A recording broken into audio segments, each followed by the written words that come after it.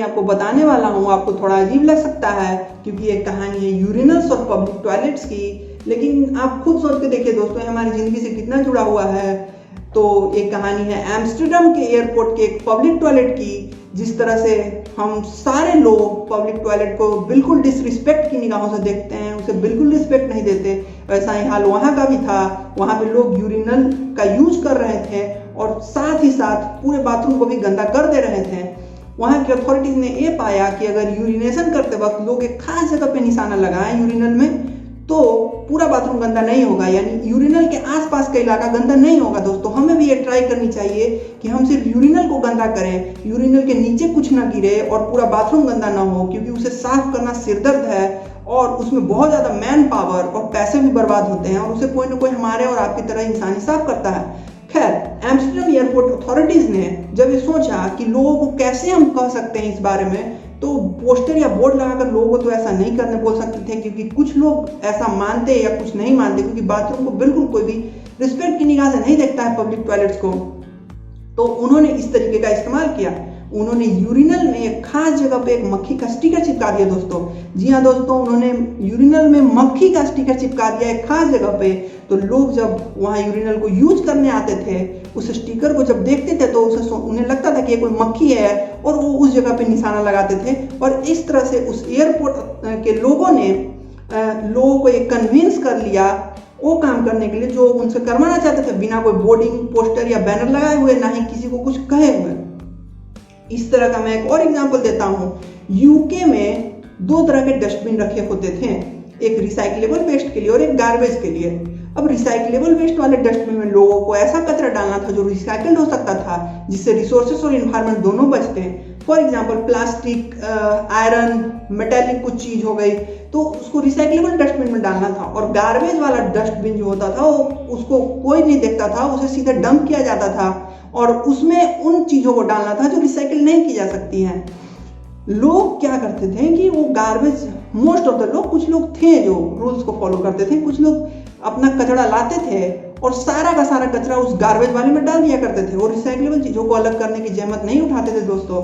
तो public authorities ने यहाँ भी एक टेक्निक का यूज किया, बिना किसी को कुछ बताए। उन्होंने गार्बेज वाले डब्बे को थोड़ा छोटा कर दिया और रिसाइक्लेबल वाले डब्बे को थोड़ा बड़ा कर दिया। अब जब भी वहाँ कोई कचरा फेंकने आता था, तो जब गार्बेज वाले डब्बे को देखता तो पहले से ही भरा भरा महसूस होता था, जिससे वो लोग सोचते थे कि इसमें मैं कम कचरा डालूं, इसलिए वो रिसाइक्लेबल चीज़ों को निकाल कर रिसाइक्लेबल वाले डस्टबिन में डालते थे, और उन्हें इस बात के रिमाइंडर मिलता था कि रिसाइक्लेबल डस्टबिन में भी मुझे कुछ डालना है। इस तरह से वहाँ की अथॉरिटीज़ ने रिसाइकलिंग को बढ़ावा दिया दोस्तों, और इसे हम इंडिया में भी अप्लाई कर सकते हैं। खैर, इन 2 एग्जाम्पल को देख के आपको समझ में आया होगा कि किस तरह से बिना किसी को कुछ बताए उसके डिसीजन को चेंज किया जा सकता है, जिसे बहुत लंबे समय से पब्लिक अथॉरिटीज और बिजनेसमैन यूज कर रहे हैं। इस थ्योरी को नज थ्योरी कहते हैं, यानी आपके अगल बगल के एनवायरनमेंट में कोई ऐसा बदलाव जिससे आपका डिसीजन अफेक्ट हो। और इस नज थ्योरी को एक्सप्लेन बहुत खूबसूरती से रिचर्ड थैलर और कैस सस्टीन ने किया है अपनी किताब नज में, जिसे आप खरीद सकते हैं और पढ़कर इस बारे में और अधिक जान सकते हैं दोस्तों। इसका बाय लिंक मैंने डिस्क्रिप्शन में भी दे रखा है। खैर, वापस अपनी कहानी पे आते हैं। तो यहाँ पे असल में हो ही रहा है कि जब भी आप कोई डिसीजन नहीं लेते हैं तो आपका ब्रेन ऑटोमेटिकली कोई ना कोई डिसीजन ले ही लेता है, अगर उसे कोई डिसीजन लेना है। इसे हम डिफॉल्ट चॉइस कहते हैं। डिफॉल्ट चॉइस की आप कमी कह लीजिए या खासियत कह लीजिए, इसको मॉडिफाई या डिजाइन किया जा सकता है, यानी कि इसे चेंज किया जा सकता है।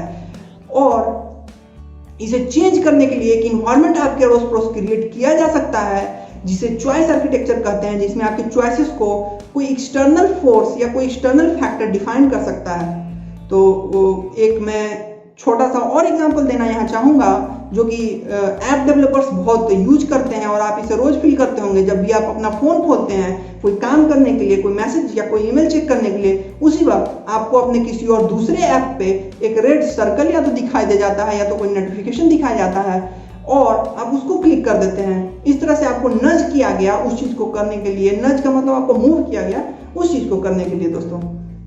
अब आप नज थ्योरी का इस्तेमाल अपने जीवन में कैसे कर सकते हैं, ये भी जानना बहुत जरूरी है। अब नज थ्योरी जैसे दूसरे लोग आप पे अप्लाई कर रहे हैं, आप खुद पे भी इस चीज़ को अप्लाई कर सकते हैं। फॉर एग्जाम्पल, अगर मुझे रात में सोते टाइम कोई बुक पढ़नी है अच्छी सी 10 लाइन रोज, तो मैं क्या करूँगा कि अपने बेड के पास बुक को रख दूंगा ताकि जब भी मैं सोने के लिए जाऊं मुझे वो बुक दिख जाए और मैं उसे पढ़ सकूं। इस तरह से अगर मैं सोते वक्त मोबाइल यूज नहीं करना चाहता तो मोबाइल के लिए मैं एक स्टैंड रखता हूं दूर के किसी टेबल पे, और मैं फिक्स करता हूं कि रात में मोबाइल वहां पे रहेगा।